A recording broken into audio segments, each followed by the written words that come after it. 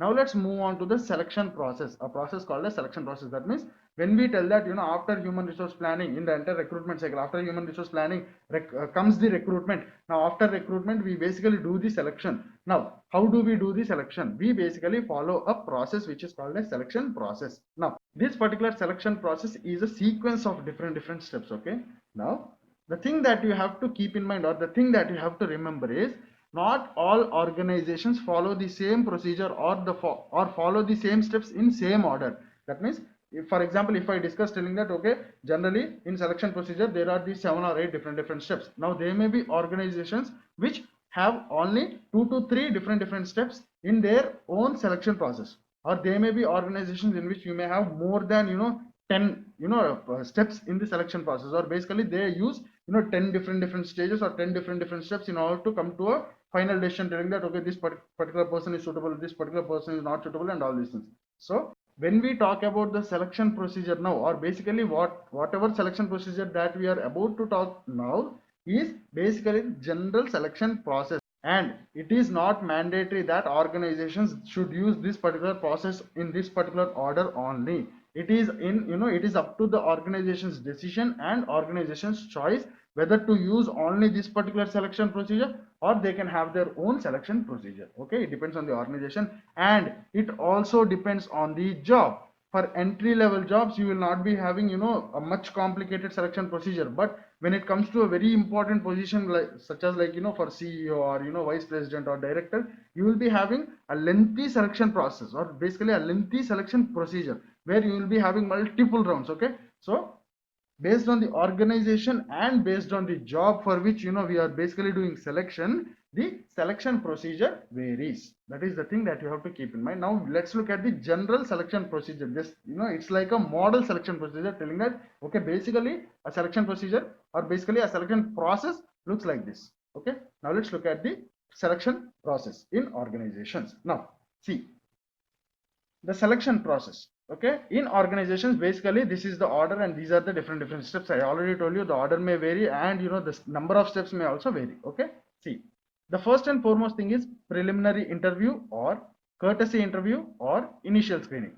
See, for example, we just rolled out an advertisement telling that we are looking for HR recruiters with 10 plus years experience, and who has like 75% academics, or minimum 75% academics throughout their educational background. Now see, so many people will be sending their resumes, right?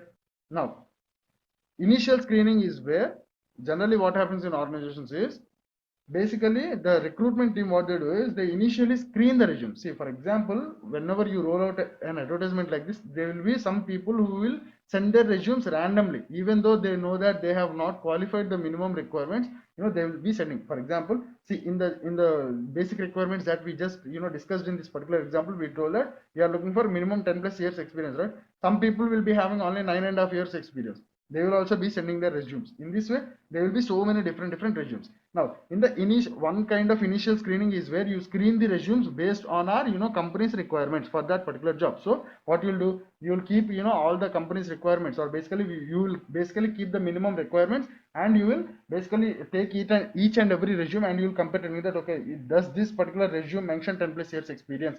Does this resume mention 75% minimum minimum academic percentages throughout his education? Now in this way, basically in the initial stage you are screening. This is one kind of initial screening. Now we also told that preliminary interview. Now what do you mean by preliminary interview? Is it is a kind of interview, but it is not the main interview. Okay, this does not carry any weightage.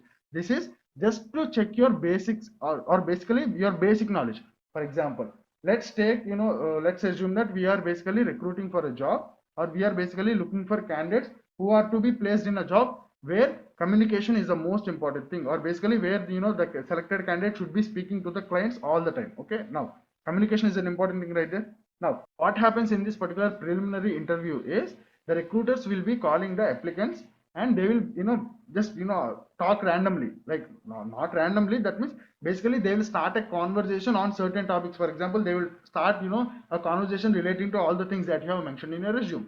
So the main point in this particular example is, see, the recruiters are checking your basic speaking skills, basic communication skills. Since in this particular example, communication is the most important thing, the recruiters will try to test your basic communication skills, telling that okay, can you just tell about, tell more about your educational background that you have mentioned in your resume. Now you told that your hobbies are playing cricket, can you, please elaborate. In this way, the recruiters will be conducting a preliminary interview, a very small interview. It will not be a lengthy one. It is just to check your basic skills. Okay, this is the purpose of preliminary interview. Now what is the use of preliminary interview? See, for example, let us assume that the same example, if communication is one of the most important thing, required in order to perform that particular job. Now if I did not do preliminary interview, and if I, in the initial screening I see that okay, your particular resume, meets all the minimum requirements, and I call you to the organization and I put all the written examination for you, the selection test, and then send you to the, employment interview, the, basically the technical interview, or final interview and all these things. And there, if they come to, if they come to notice that your communication skills are not at all good, and communication skills are one of the most important things that are required in order to perform this particular job successfully, then, the entire time that the organization has spent in order to, put selection tests and all these things for you is a waste of time, right? For both the candidate as well as the, organization. So basically in these kind of situations, this preliminary interviews help. So this is the first stage of selection process that usually happens in organizations.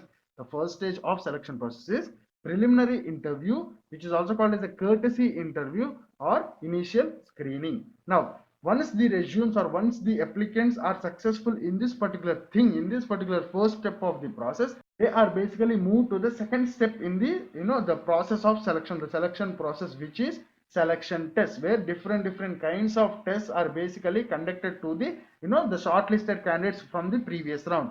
Now there are so many different kinds of selection tests that the organizations can use. Okay, so or basically there are so many different kinds of selection tests in general. Now what are the different kinds of selection tests, and what do we mean by each of those selection tests, we will be discussing later in this particular class. But basically once you qualify in the first round, you will be moved to the second round, which is selection test.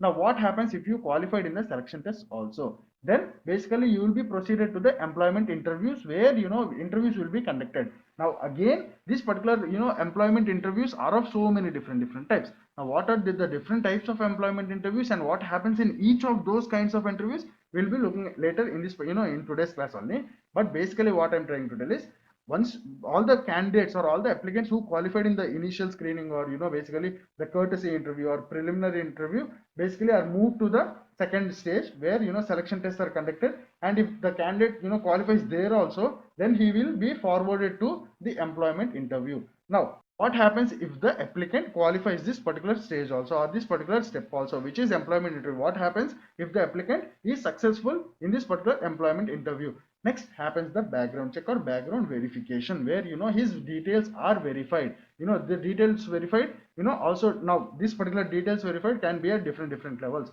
Now it can be a simple verification, like, let's call, he has mentioned that he has worked in this particular organization. Let's call the organization and verify if he actually worked. That means in one kind of, background verification, you will only be verifying if all the details mentioned in his resume, or basically all the details given by him, are genuine or not. That is one kind of, background verification. There is this another kind of background verification, where you call the previous organizations, or you call all the references that he has provided, and basically ask about, his genuinity, and also how does he actually behave, what kind of person he is, and, how well did he serve in your organization, what is his contribution in your organization, how well does he, basically behave with each and everyone. In this way, you are also trying to find out the behavioral details of the employee. This is another level of background checks.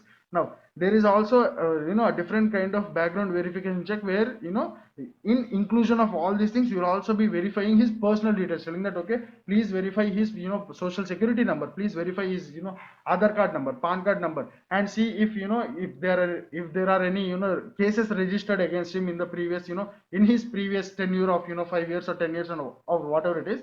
So basically in this way, background verifications can happen at, different levels, or different degrees. Now you also have to keep this particular point in mind, telling that this, this different types of background checks are basically different for different kinds of jobs. For example, if you are just looking for an entry level, job, or basically if you are recruiting for an entry level job, now the background check will be in one manner. Now if you are recruiting for the topmost position, in the organization, the background, verification will be intense. That means there you will be there, the organization will be verifying for each and every detail as much as possible. Okay, now this is basically the step of background verification. Now what happens when an applicant, is positive in this background verification also? Next happens the physical examinations, that means physical tests. Okay, how his physical health is and all these things.